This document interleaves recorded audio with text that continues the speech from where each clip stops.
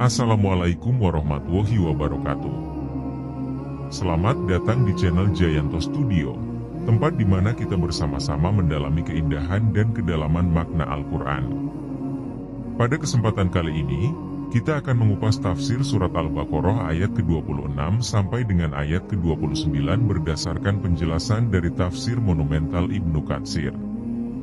Ayat-ayat ini mengajarkan kepada kita tentang cara Allah memberikan perumpamaan untuk menjelaskan tanda-tanda kekuasaannya kepada manusia.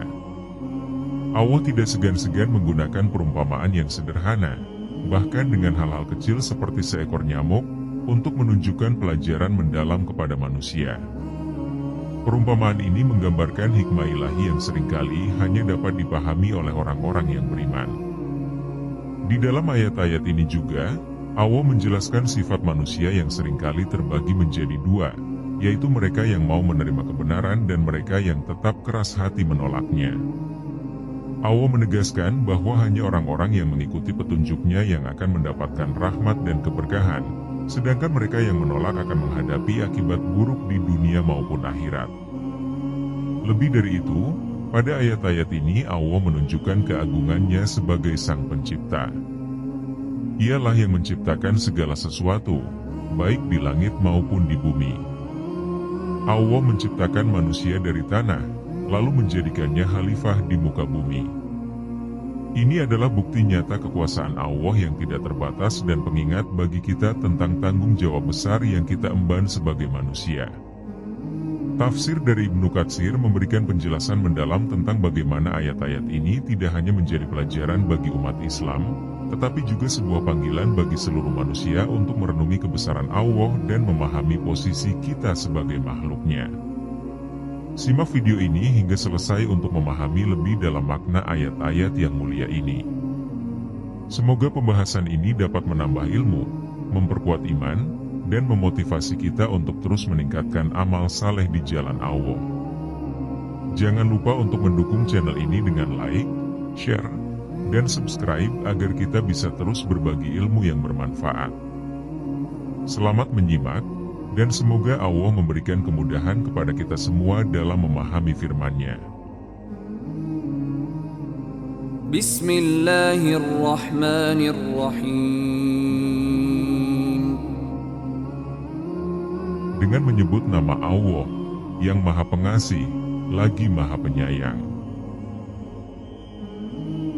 Inna Allah la yastahi an yadriba mathalan ma ba'udatan fama fawqaha فأما الذين آمنوا فيعلمون أنه الحق من ربهم وأما الذين كفروا فيقولون ماذا أراد الله بهذا مثلا يضل به كثيرا ويهدي به كثيرا وما يضل به إلا الفاسقين.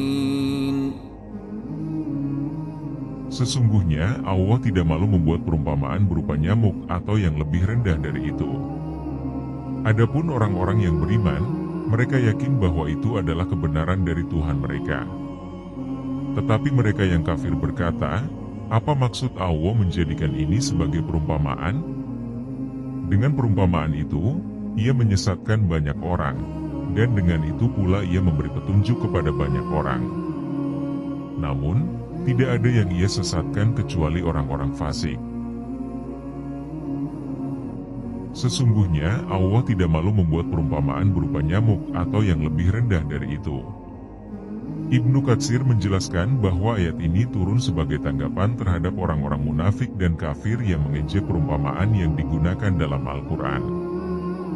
Dalam beberapa ayat, Allah menggunakan makhluk kecil seperti lalat, laba-laba, atau nyamuk sebagai perumpamaan untuk menjelaskan kebenaran.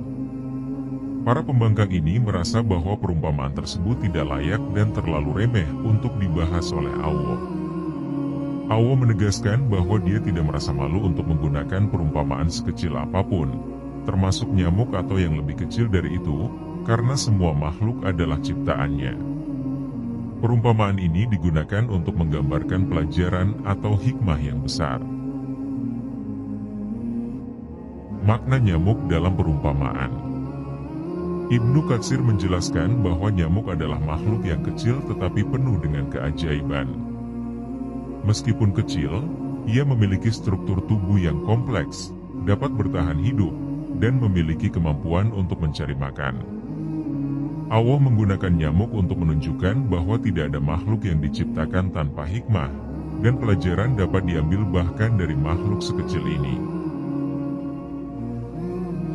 Adapun orang-orang yang beriman, mereka yakin bahwa itu adalah kebenaran dari Tuhan mereka. Orang-orang beriman memahami bahwa perumpamaan dalam Al-Quran, sekecil apapun, adalah kebenaran dan penuh hikmah. Mereka percaya bahwa setiap ayat dan perumpamaan yang diberikan oleh Allah memiliki tujuan untuk mengajarkan sesuatu, baik itu berupa pelajaran, tanda kekuasaan Allah, atau peringatan. Keyakinan kaum mukminin. Ibnu Katsir menegaskan bahwa keimanan membuat seseorang mampu melihat kebenaran di balik perumpamaan tersebut. Orang-orang beriman tidak memandang rendah perumpamaan yang Allah gunakan, karena mereka percaya bahwa itu adalah wahyu yang datang dari Zat yang Maha Bijaksana.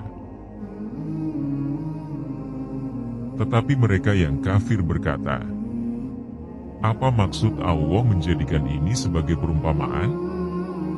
Bagi orang-orang kafir, perumpamaan ini menjadi bahan ejekan dan penolakan. Mereka merasa heran dan menganggap remeh bahwa Allah, Tuhan yang Maha Agung, membuat perumpamaan dengan makhluk kecil seperti nyamuk. Hal ini menunjukkan sikap sombong dan ketidakpercayaan mereka terhadap wahyu Allah. Ibnu Katsir menjelaskan bahwa sikap ini mencerminkan kesombongan dan kebodohan mereka.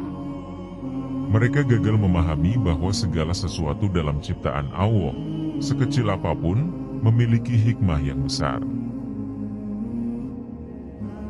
Dengan perumpamaan itu, dia menyesatkan banyak orang, dan dengan itu pula dia memberi petunjuk kepada banyak orang. Hikmah di balik perumpamaan. Perumpamaan yang Allah gunakan dalam Al-Quran memiliki dua fungsi utama, yaitu: 1. Memberi petunjuk. Bagi orang-orang yang beriman, perumpamaan ini memperkuat keimanan mereka karena mereka memahami makna dan hikmah di baliknya. 2. Menyesatkan.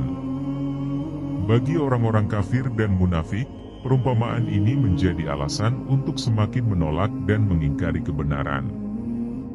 Dengan demikian, perumpamaan yang sama memiliki dampak yang berbeda tergantung pada hati dan sikap penerimanya. Ketentuan Allah atas petunjuk dan kesesatan. Ibnu Katsir menjelaskan bahwa Allah memberikan petunjuk atau kesesatan berdasarkan keadilannya.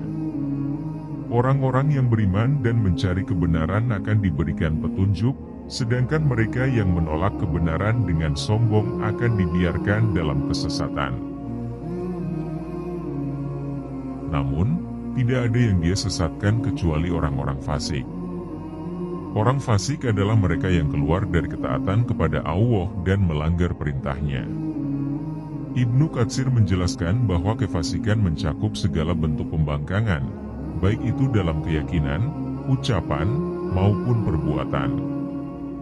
Dalam penjelasannya, Ibnu Katsir menyebutkan bahwa orang-orang fasik adalah mereka yang melanggar perjanjian dengan Allah, mereka yang memutuskan hubungan silaturahmi, dan mereka yang melakukan kerusakan di muka bumi. Pelajaran yang bisa diambil dari ayat ini adalah: 1. Kebesaran Allah dalam makhluk kecil. Allah menunjukkan kekuasaannya melalui makhluk sekecil nyamuk. Pelajaran besar dapat diambil dari hal-hal kecil jika kita mau merenunginya. 2. Keimanan membawa pemahaman. Orang beriman mampu melihat hikmah di balik perumpamaan yang Allah berikan, sementara orang kafir justru menjadikannya bahan ejekan. 3. Hati yang bersih dan kotor. Perumpamaan dalam Al-Quran menunjukkan perbedaan antara hati yang bersih atau yang menerima kebenaran, dan hati yang kotor yaitu yang menolaknya. 4. Hikmah Allah dalam petunjuk dan kesesatan. Allah memberi petunjuk kepada mereka yang mencari kebenaran, tetapi juga membiarkan mereka yang keras kepala dan sombong tetap dalam kesesatan. 5. Jauhi sifat fasik. Sifat fasik membawa seseorang kepada kesesatan. Karena itu, penting bagi seorang muslim untuk menjaga iman, ketaatan, dan hubungan baik dengan sesama. الذين ينقضون عهد الله من بعد ميثاقه ويقطعون ما أمر الله به أن يوصل ويفسدون في الأرض أولئك هم الخاسرون. Yaitu orang-orang yang melanggar perjanjian Allah setelah perjanjian itu diikat dengan teguh, dan memutuskan apa-apa yang diperintahkan Allah untuk disambungkan, serta membuat kerusakan di muka bumi. Mereka itulah orang-orang yang merugi. Ibnu Katsir menjelaskan bahwa ayat ini merupakan lanjutan dari penjelasan tentang sifat-sifat orang munafik dan kafir, yang seringkali melanggar ketentuan Allah dan merusak tatanan di bumi. Ayat ini memberikan peringatan keras kepada mereka yang tidak mematuhi janji-janji yang telah diikat dengan Allah dan menunjukkan ciri-ciri mereka yang mendapatkan kebinasaan di dunia maupun di akhirat. Melanggar perjanjian Allah. Perjanjian Allah yang dimaksud di sini adalah fitrah keimanan yang telah Allah tanamkan dalam hati setiap manusia sejak penciptaan mereka. Sebagaimana disebutkan dalam Al-Quran Surat Al-Araf ayat ke-172, Allah bertanya kepada keturunan Adam, "Bukankah aku ini Tuhanmu?" Dan mereka menjawab, "Benar." Ibnu Katsir menegaskan bahwa orang yang melanggar janji ini adalah mereka yang menolak untuk beriman kepada Allah dan Rasul-Nya, meskipun fitrah mereka telah mengenal kebenaran.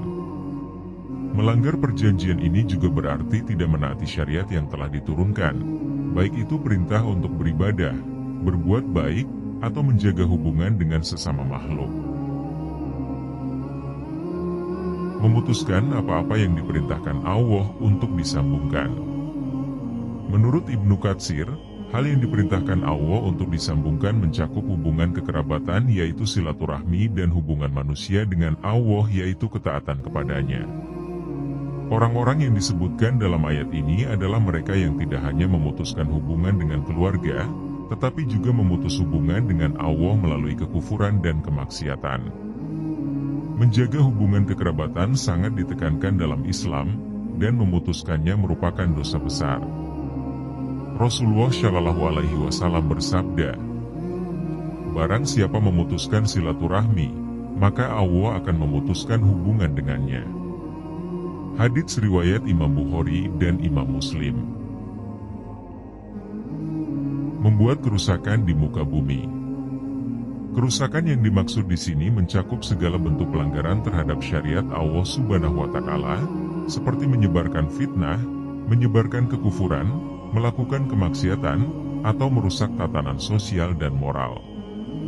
Ibnu Katsir menyebutkan bahwa kerusakan juga meliputi tindakan yang merusak keseimbangan lingkungan atau menimbulkan bahaya bagi kehidupan manusia. Mereka itulah orang-orang yang merugi. Orang-orang yang melakukan perbuatan di atas termasuk dalam golongan yang rugi di dunia dan akhirat. Kerugian di dunia bisa berupa kehilangan rasa aman, kehormatan, dan kebaikan hidup, sedangkan kerugian di akhirat adalah azab yang pedih di neraka. Ibnu Katsir menghubungkan ayat ini dengan beberapa ayat lain dalam Al-Quran untuk memperkuat penjelasan. Ibnu Katsir menyebutkan bahwa pelanggaran terhadap perjanjian Allah tidak hanya terjadi di tingkat individu, tetapi juga di tingkat komunitas. Ketika sebuah masyarakat meninggalkan ajaran Allah dan Rasul-Nya, mereka menjadi penyebab tersebarnya kezaliman dan keburukan di muka bumi. Ibnu Katsir menekankan pentingnya menjaga hubungan kekeluargaan sebagai bentuk ketaatan kepada Allah. Hal ini diperkuat oleh perintah Allah dalam Al-Quran, yaitu surat An-Nisa ayat ke-1 yang berbunyi, Dan bertakwalah kepada Allah yang dengan mempergunakan namanya kamu saling meminta satu sama lain, dan peliharalah hubungan silaturahmi. Orang-orang yang memutuskan silaturahmi tidak hanya merusak hubungan antar individu tetapi juga menghancurkan nilai-nilai sosial yang dijaga oleh Islam. Menurut Ibnu Katsir, kerusakan di muka bumi memiliki dua dimensi, yaitu kerusakan akidah, penyebaran ajaran sesat, kekufuran, dan syirik yang menjauhkan manusia dari Allah Subhanahu wa Ta'ala. Lalu kerusakan sosial dan ekologis, yaitu perbuatan seperti pembunuhan, pencurian, ketidakadilan, dan eksploitasi sumber daya alam secara berlebihan. Hal ini bertentangan dengan tujuan penciptaan manusia sebagai khalifah di bumi. Hubungan dengan ayat sebelumnya dan selanjutnya. Ayat ini berkaitan erat dengan ayat-ayat sebelumnya, yaitu dalam surat Al-Baqarah ayat ke-6 sampai ayat ke-26 yang menjelaskan sifat orang kafir dan munafik. Ayat-ayat tersebut menggambarkan bagaimana mereka menolak kebenaran meskipun telah jelas di hadapan mereka. Dalam ayat ini, sifat-sifat tersebut diperinci lebih lanjut, yaitu melanggar janji Allah, memutuskan hubungan yang diperintahkan Allah untuk disambungkan, dan merusak tatanan kehidupan di bumi. Ayat ini juga menjadi pengantar bagi ayat-ayat selanjutnya yang menjelaskan tentang penciptaan manusia dan peran mereka sebagai khalifah di bumi. Setiap muslim harus sadar bahwa mereka memiliki tanggung jawab untuk menaati perintah Allah dan menjauhi larangannya. Melanggar perjanjian ini berarti menjauhkan diri dari rahmat Allah Subhanahu wa Ta'ala. Islam sangat menekankan pentingnya menjaga hubungan kekerabatan dan mempererat tali silaturahmi. Ini tidak hanya memberikan keberkahan dalam hidup tetapi juga menjadi sarana untuk mendekatkan diri kepada Allah Subhanahu wa Ta'ala. Setiap muslim diperintahkan untuk menjadi rahmat bagi semesta alam, bukan menjadi penyebab kerusakan. Segala tindakan yang merugikan orang lain, baik secara fisik, sosial, maupun moral, harus dihindari. Orang yang melanggar perintah Allah dan melakukan kerusakan adalah orang-orang yang merugi. Mereka kehilangan kebaikan di dunia dan menghadapi hukuman yang berat di akhirat. Relevansi ayat dengan kehidupan modern. Ayat ini memiliki relevansi yang kuat dalam konteks kehidupan modern, seperti 1. Kerusakan akidah. Penyebaran ideologi materialisme, ateisme, dan ajaran sesat adalah bentuk kerusakan akidah yang harus diwaspadai. 2. Kerusakan lingkungan. Eksploitasi alam secara berlebihan, polusi, dan perusakan lingkungan adalah bentuk nyata dari kerusakan di muka bumi yang disebutkan dalam ayat ini. 3. Pemutusan hubungan keluarga. Fenomena modern seperti individualisme seringkali menyebabkan renggangnya hubungan keluarga. Islam mengajarkan untuk menjaga silaturahmi sebagai fondasi kehidupan sosial.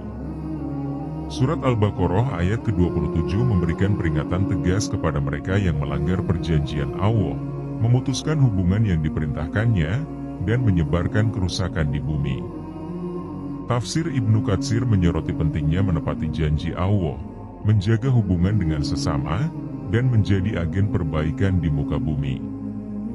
Ayat ini menegaskan bahwa mereka yang melanggar perintah Allah akan merugi, baik di dunia maupun di akhirat.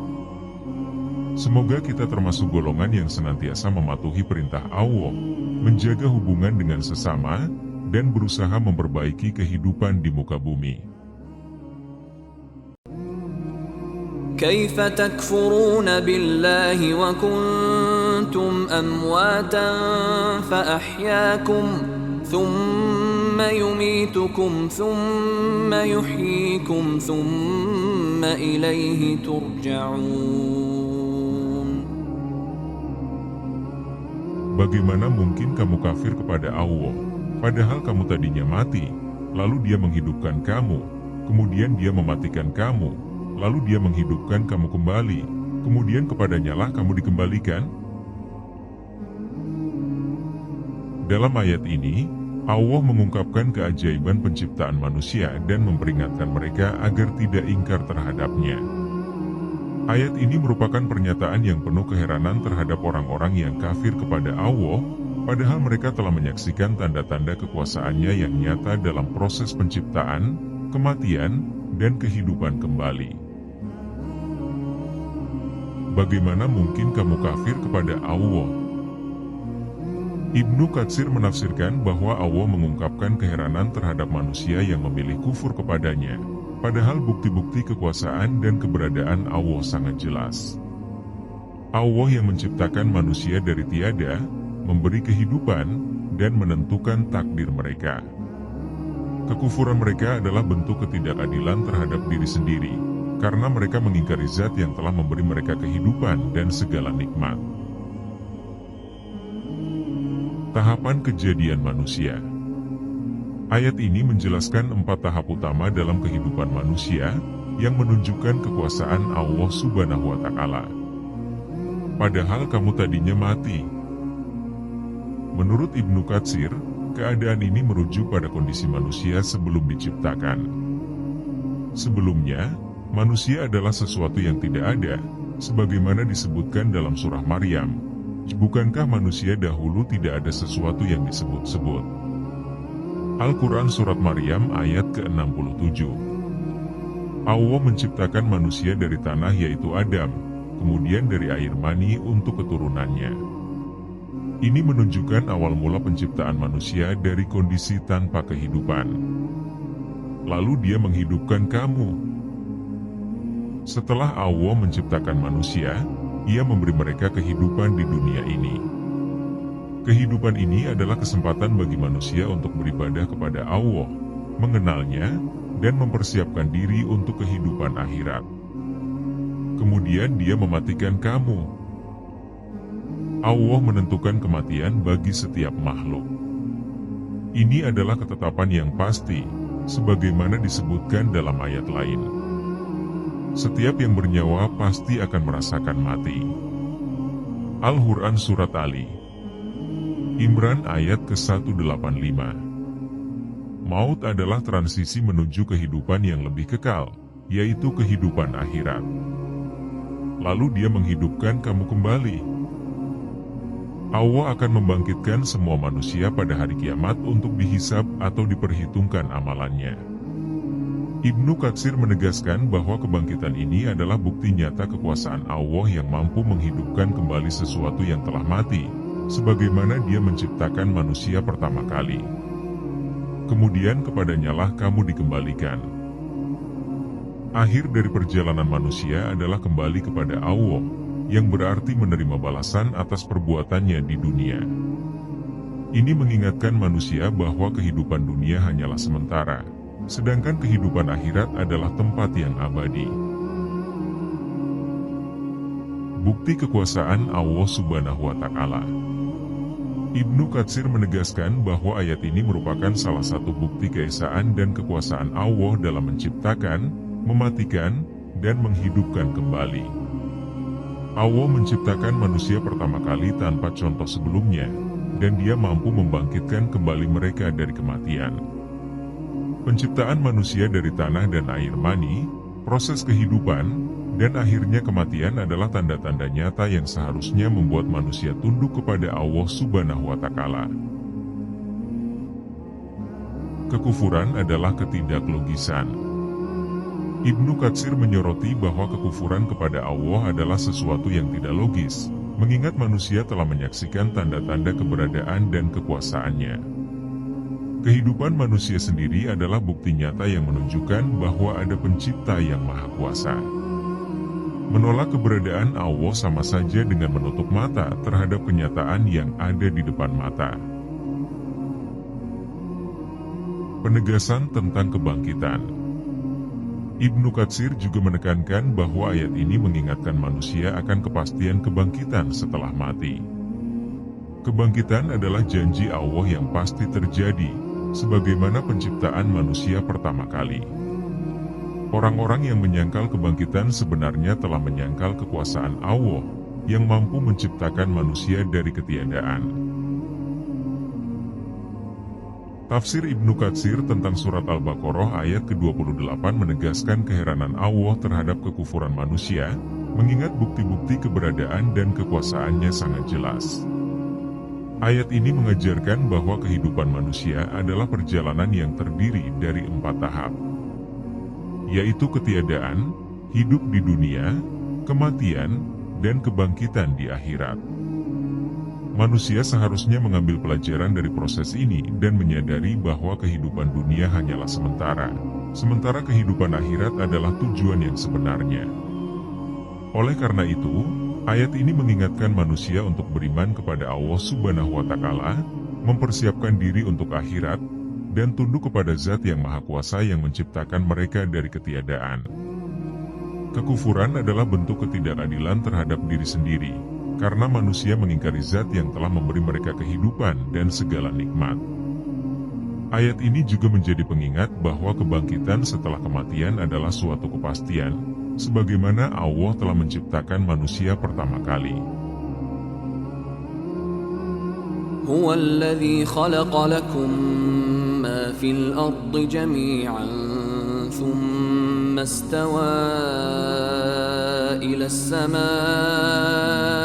فسواهن 7 سماوات وهو بكل شيء عليم. Dialah yang menciptakan segala yang ada di bumi untukmu, kemudian Dia menuju langit, lalu Dia menyempurnakannya menjadi 7 langit. Dan Dia Maha mengetahui segala sesuatu.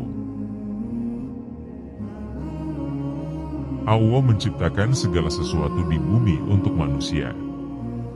Ibnu Katsir menjelaskan bahwa Allah menciptakan semua yang ada di bumi sebagai bentuk kasih sayang dan perhatiannya kepada manusia.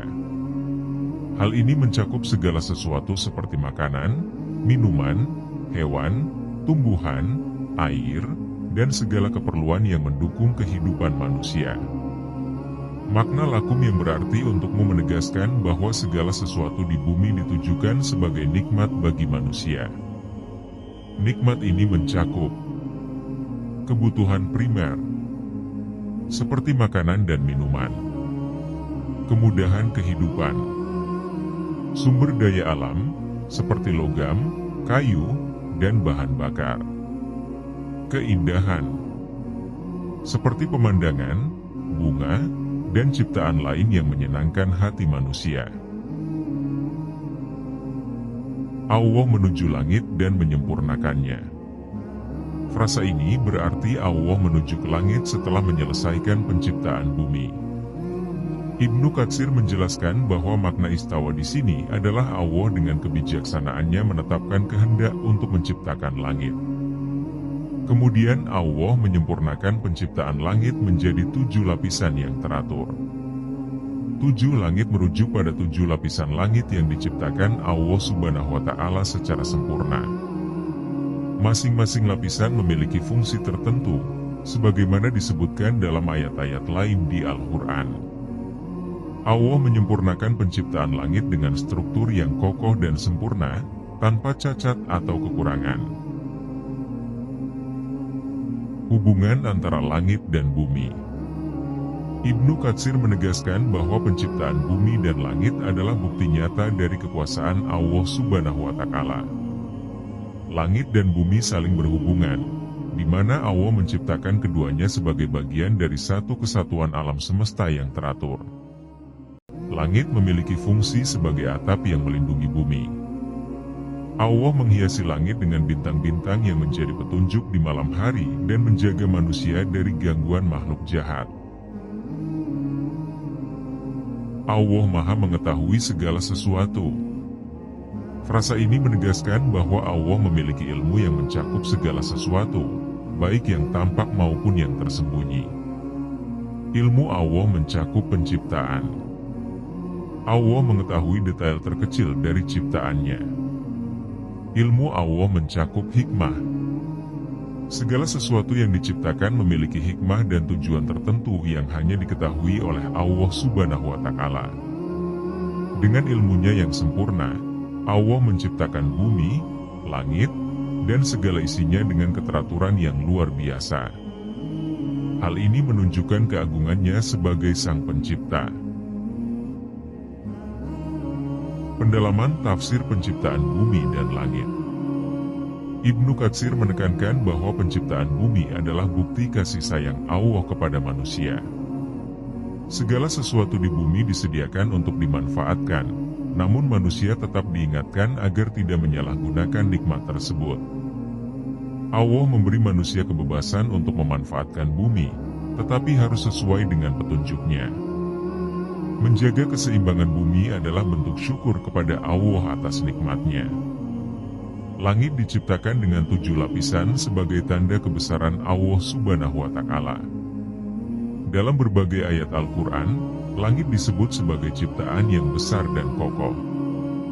7 lapisan langit memiliki fungsi tertentu, seperti tempat orbit planet dan bintang. Langit juga dijadikan pelindung dari ancaman benda langit atau gangguan setan. Ayat ini menjadi bukti bahwa Allah adalah satu-satunya pencipta yang maha kuasa. Tidak ada sekutu bagi Allah dalam menciptakan langit dan bumi. Allah menunjukkan tanda-tanda kebesarannya melalui alam semesta, agar manusia semakin mengenalnya dan bertakwa. Hikmah dari surat Al-Baqarah ayat ke-29.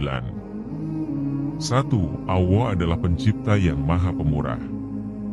Allah menciptakan segala sesuatu di bumi untuk manusia, sebagai bukti kasih sayangnya. Semua nikmat yang diberikan Allah hendaknya digunakan untuk kebaikan dan tidak disia-siakan. 2. Kesempurnaan ciptaan Allah Subhanahu wa Ta'ala. Langit dan bumi diciptakan dengan sempurna dan memiliki keteraturan yang luar biasa. Hal ini menunjukkan ilmu dan kebijaksanaan Allah yang tiada bandingannya. 3. Keimanan kepada Allah sebagai Sang Pencipta. Manusia diajak untuk mengenali tanda-tanda kebesaran Allah melalui alam semesta. Keimanan kepada Allah sebagai Sang Pencipta adalah dasar dari agama Islam. 4. Kewajiban bersyukur. Segala nikmat yang diberikan Allah harus disyukuri, baik melalui ucapan, perbuatan, maupun hati. Bersyukur berarti memanfaatkan nikmat Allah sesuai dengan tujuan yang benar. 5. Menguatkan ketakwaan. Ayat ini mengingatkan manusia akan kekuasaan Allah dan kelemahannya sebagai makhluk. Dengan merenungkan ayat ini, manusia diajak untuk meningkatkan ketakwaannya kepada Allah Subhanahu wa Ta'ala. Surat Al-Baqarah ayat ke-29 mengandung pesan yang mendalam tentang penciptaan bumi dan langit oleh Allah Subhanahu wa Ta'ala. Allah menciptakan segala sesuatu di bumi untuk manusia sebagai nikmat yang harus dimanfaatkan dengan baik. Setelah itu, Allah menyempurnakan penciptaan langit menjadi 7 lapisan yang teratur. Ayat ini menjadi pengingat bagi manusia untuk mengenali tanda-tanda kebesaran Allah dalam ciptaannya dan menjadikannya sebagai dasar untuk meningkatkan keimanan dan ketakwaan. Segala sesuatu yang Allah ciptakan memiliki hikmah dan tujuan yang mulia, yang hanya dapat dipahami oleh mereka yang beriman dan bertakwa. Alhamdulillah, kita telah sampai di penghujung kajian tafsir surat Al-Baqarah ayat ke-26 sampai dengan ayat ke-29. Ayat-ayat yang penuh hikmah ini mengajarkan kepada kita tentang kebesaran Allah dalam menciptakan segala sesuatu, kebijaksanaannya dalam memberikan perumpamaan, serta kasih sayangnya yang begitu besar kepada manusia. Dalam ayat-ayat ini, Allah menjelaskan bahwa Dia tidak segan-segan membuat perumpamaan, sekecil apapun, untuk memberi pelajaran kepada hamba-hambanya. Perumpamaan ini bukan sekadar bentuk retorika, tetapi sebagai cara Allah untuk menegaskan kebenaran bagi orang-orang yang beriman dan menjadi ujian bagi orang-orang yang ragu. Ayat ini mengajarkan kita untuk tidak meremehkan tanda-tanda kebesaran Allah, sekecil apapun itu, karena semuanya mengandung hikmah yang mendalam. Selanjutnya, Allah mengingatkan kita bahwa Dia adalah pencipta segala sesuatu di bumi dan langit. Segala nikmat yang ada di dunia ini diciptakan untuk manusia, dan kita sebagai hambanya diberi amanah untuk memanfaatkannya dengan bijak. Kita diajak untuk selalu bersyukur atas nikmat-nikmat ini dengan cara menggunakan segala yang ada di bumi sesuai dengan aturannya. Tak lupa, ayat-ayat ini juga menjadi pengingat bahwa Allah Maha mengetahui segala sesuatu. Ilmu Allah mencakup yang tampak maupun yang tersembunyi, bahkan niat-niat yang ada di dalam hati manusia. Hal ini mengajarkan kita untuk selalu introspeksi, menjalani hidup dengan penuh kesadaran, dan mendekatkan diri kepadanya. Sebagai penutup, mari kita jadikan ayat-ayat ini sebagai motivasi untuk terus meningkatkan keimanan dan ketakwaan kita. Jangan pernah lelah untuk merenungkan kebesaran Allah melalui ciptaannya, serta terus belajar dan mendalami Al-Quran sebagai petunjuk hidup kita. Semoga kita semua termasuk golongan hambanya yang memahami hikmah dari ayat-ayat ini, dan mampu mengamalkannya dalam kehidupan sehari-hari. Terima kasih telah menyimak kajian ini hingga akhir. Jangan lupa untuk terus mengikuti kajian tafsir lainnya di Jayanto Studio agar kita bisa bersama-sama memperdalam pemahaman kita tentang Al-Quran. Jika video ini bermanfaat, silakan like, share, dan subscribe agar lebih banyak lagi saudara kita yang mendapatkan manfaatnya. Semoga Allah memberkahi kita semua, mengampuni dosa-dosa kita, dan meneguhkan hati kita di atas jalan yang lurus. Sampai jumpa di kajian berikutnya. Wassalamualaikum warahmatullahi wabarakatuh.